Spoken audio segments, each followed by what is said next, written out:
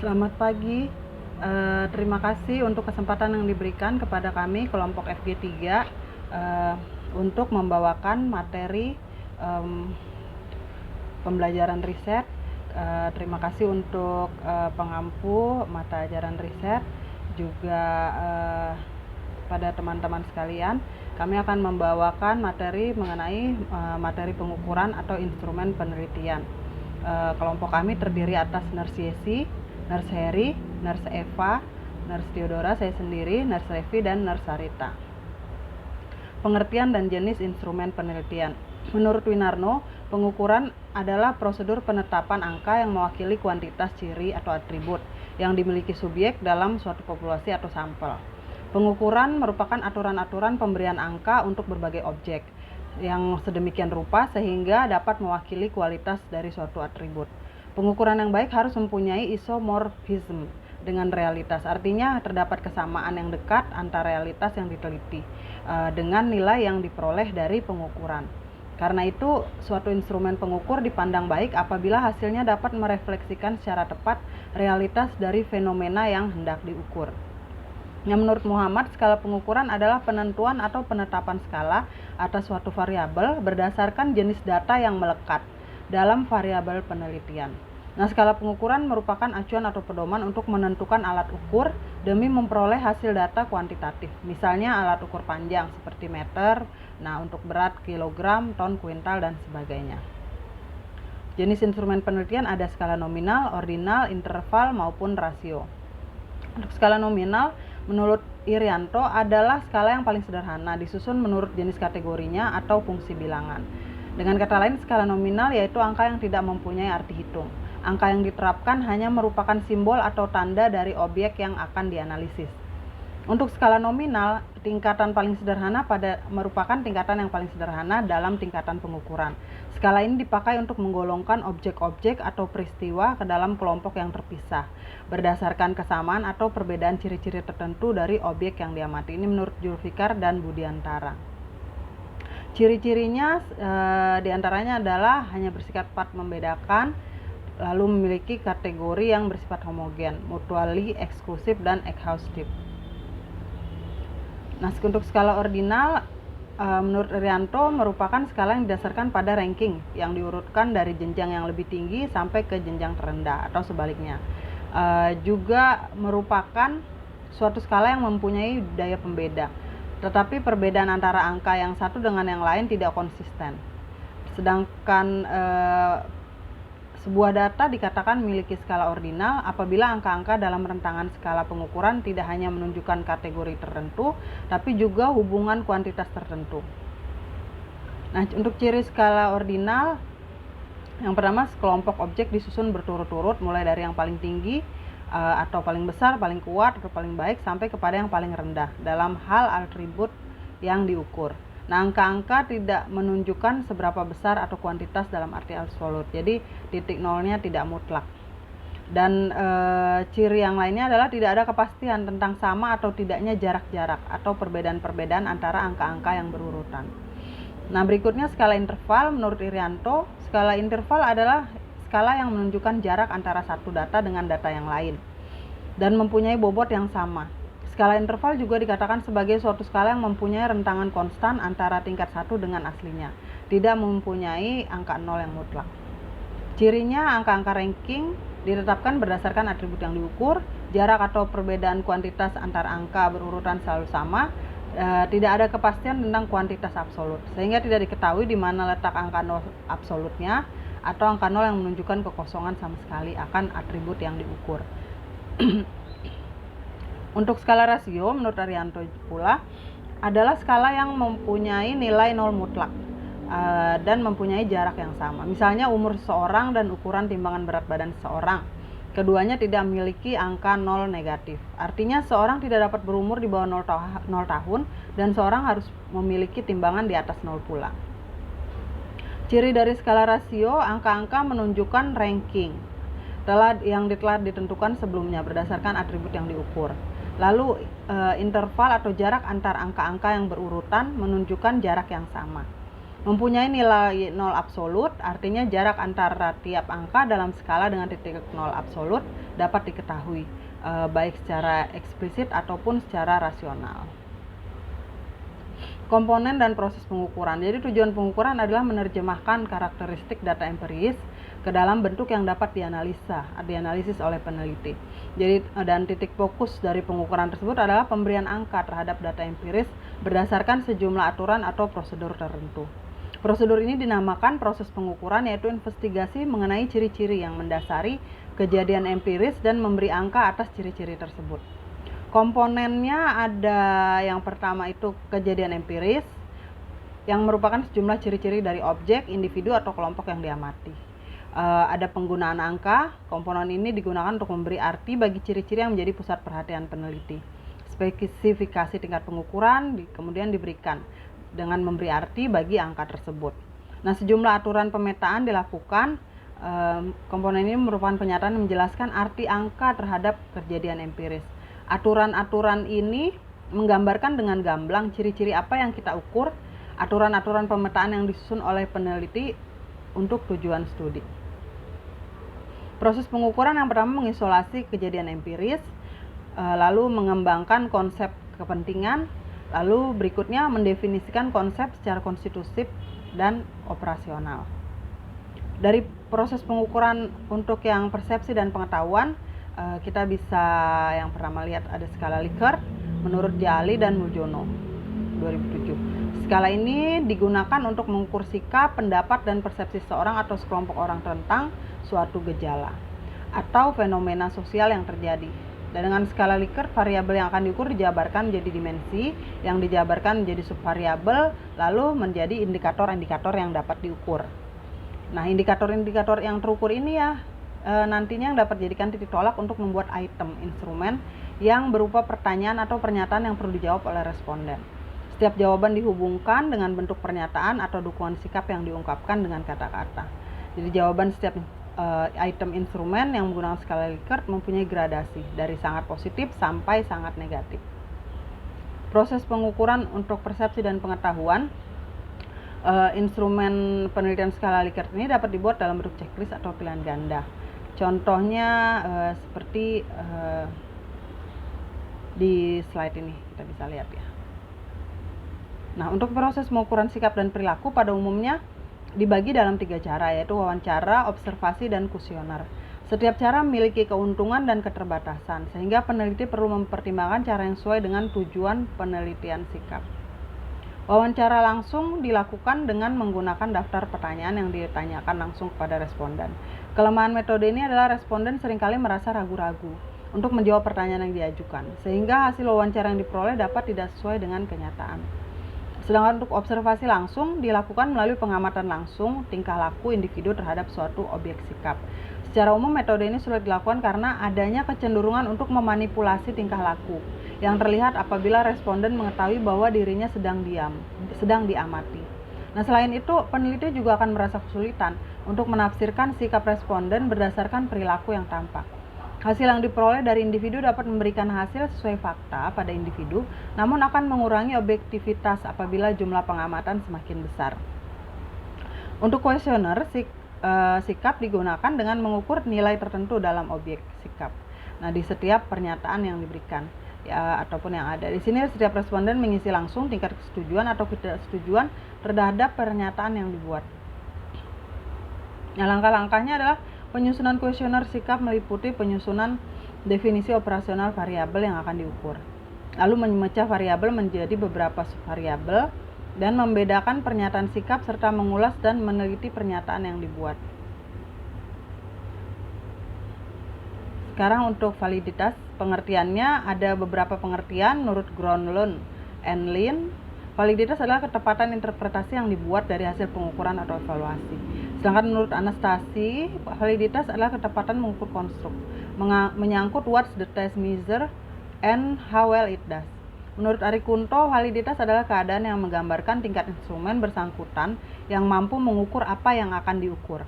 Sedangkan menurut Sukaji, validitas adalah derajat yang menyatakan suatu tes mengukur apa yang harusnya diukur. Dan menurut Ashworth, validitas adalah sejauh mana ketepatan dan kecermatan suatu alat ukur dalam melakukan fungsinya.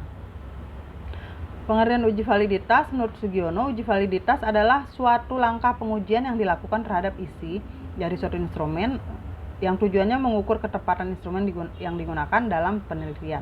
Pertanyaan dikatakan valid dan dapat mengukur variabel penelitian yang dimaksud jika nilai koefisien validitasnya lebih dari atau sama dengan 0,361. Ini menurut Robert M. Kaplan dan Denis Sakuzo, 1993. Tujuan uji validitas untuk mengetahui sejauh mana ketepatan dan kecermatan suatu instrumen pengukuran dalam melakukan fungsi ukurnya, dan agar data yang diperoleh bisa relevan atau sesuai dengan tujuan diadakannya pengukuran tersebut. Valid merupakan instrumen yang dapat digunakan untuk mengukur apa yang seharusnya diukur. Instrumen yang valid berarti alat ukur yang digunakan untuk mendapatkan data dalam pengukuran itu valid. Instrumen yang punya validitas internal bila kriteria yang ada dalam instrumen telah mencerminkan apa yang diukur. Sedangkan instrumen yang punya validitas eksternal bila kriteria di dalam instrumen disusun berdasarkan fakta-fakta empiris yang telah ada. Validitas internal adalah sejauh mana peneliti mampu membuat klaim bahwa tidak ada variabel lain kecuali variabel yang dia pelajari yang menyebabkan hasil. Jika ada peluang bagus bahwa variabel lain dapat mempengaruhi hasil, penelitian memiliki validitas internal yang rendah.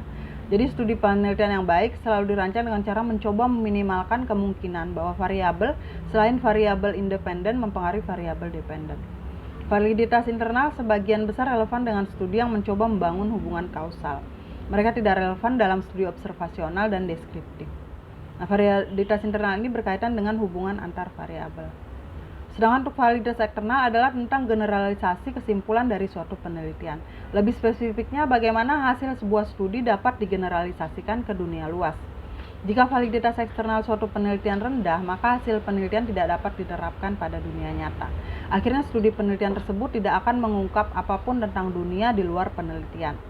Peneliti menggunakan strategi seperti model sampling dan model kesamaan proksimal untuk meningkatkan validitas eksternal studi mereka. Validitas eksternal ini berkaitan dengan generalisasi hasil.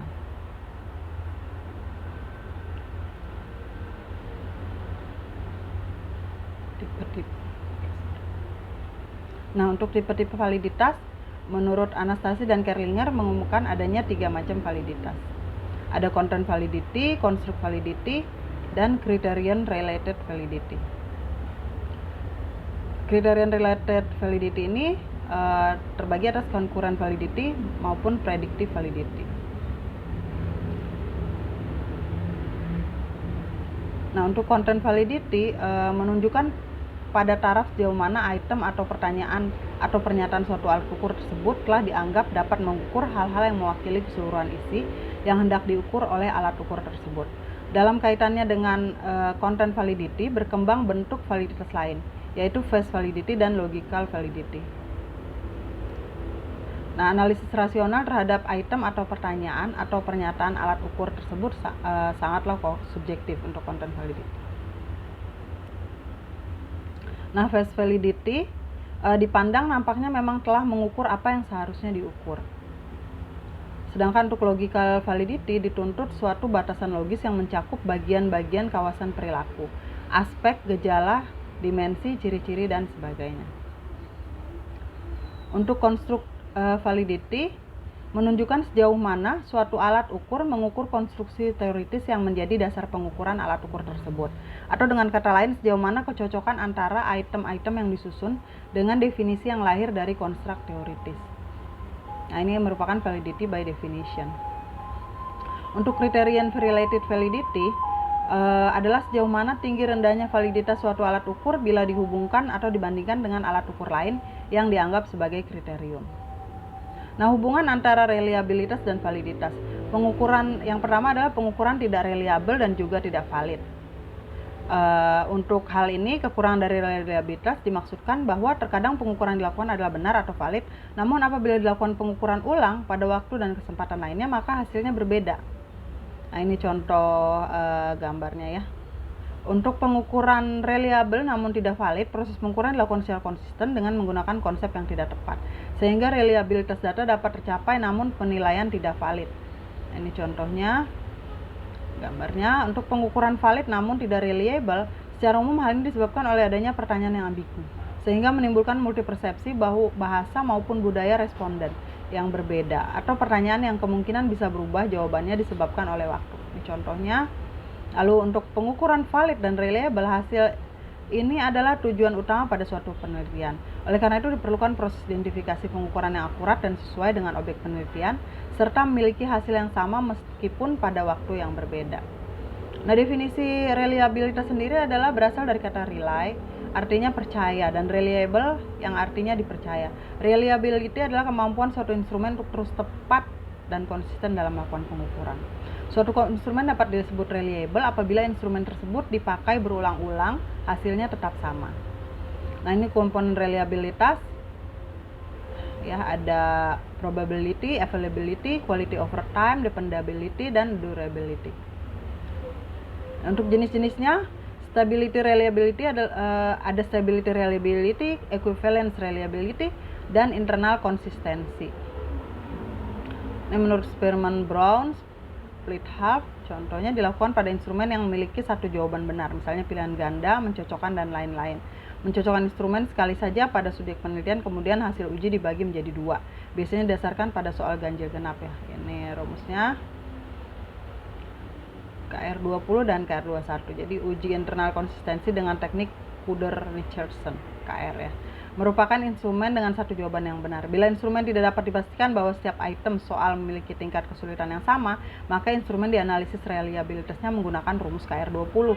Namun bila instrumen dapat dipastikan memiliki tingkat kesulitan yang sama untuk setiap soal, maka digunakan rumus KR21. Suatu instrumen dianggap reliable apabila nilai koefisien reliabilitas atau KR lebih dari 0,70. RI lebih dari 0,70. Ini KR20 rumusnya ya. RI sama dengan K per K kurang 1 dikali S T kuadrat dikurang sigma dari P1 Q1 per S T kuadrat. Untuk KR21 ini rumusnya RI sama dengan K per K kurang 1 dikali 1 kurang M K kurang M dikali K kurang M per K dikali S T kuadrat. Untuk alfa Cronbach dilakukan uji pengujian instrumen yang memiliki jawaban benar lebih dari satu. Biasanya instrumen berupa esai, angket, atau kuesioner. Ini rumusnya ya. Rumus varian item dan varian total. Ini SI kuadrat sama dengan JKI per N dikurang JKS per N kuadrat. Ini ada penjelasannya ya. Lalu ada yang rumus kedua, ST kuadrat sama dengan sigma XT kuadrat per N dikurang sigma XT kuadrat per N kuadrat. Alfa Cronbach merupakan instrumen dikatakan reliable apabila koefisien reliabilitas alfa Cronbach lebih dari 0,70. Koefisien alfa Cronbach tidak boleh lebih dari 0,90. Ini menurut Strainer 2003. Jika RI kurang dari 0,70, merevisi atau menghilangkan item soal yang memiliki korelasi rendah. Jika RI lebih dari 0,90, kurangi jumlah soal dengan kriteria soal yang sama meski dalam bentuk kalimat yang berbeda. Iterator reliability adalah tingkat kesalahan pengukuran tes yang dikaitkan dengan perbedaan peringkat, skor atau pengamatan yang diberikan oleh seorang evaluator berbeda dari peristiwa yang sama. Salah satu prosedur untuk menghitung iterator reliability dilakukan dengan menggunakan persamaan. Uji iterator reliability menggunakan uji statistik kappa di SPSS dengan ketentuan bila terdapat banyak numerator maka uji dilakukan terhadap masing-masing numerator. Bila dilakukan terhadap masing-masing pertanyaan. Peneliti dan numerator bersama-sama melakukan observasi dan waktu mengobservasi antara peneliti dan numerator sama. Ini prinsip ujinya, bila nilai koefisien kappa lebih dari 0,6 atau p-value dan alpha 0,05 maka persepsi antara peneliti dan numerator sama. Bila nilai koefisien kappa kurang dari 0,6 atau p-value dan alpha 0,05 maka persepsi antara peneliti dan numerator berbeda. Ini ya interpretasinya ya. Oke, demikian dari kelompok kami. Terima kasih.